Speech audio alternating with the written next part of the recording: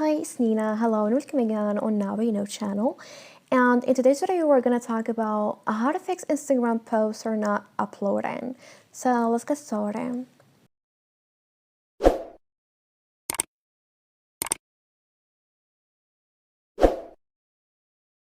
Well, after getting the app, and if you're trying to upload new posts on Instagram but it's not working, well, here the first reason, it might be because your Wi-Fi is very slow.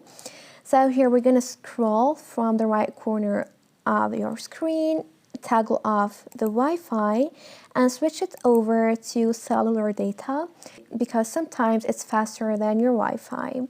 Now, another thing that we're going to do to fix this problem is to go out from Instagram and open up your settings. And now we're going to tap on Apps option.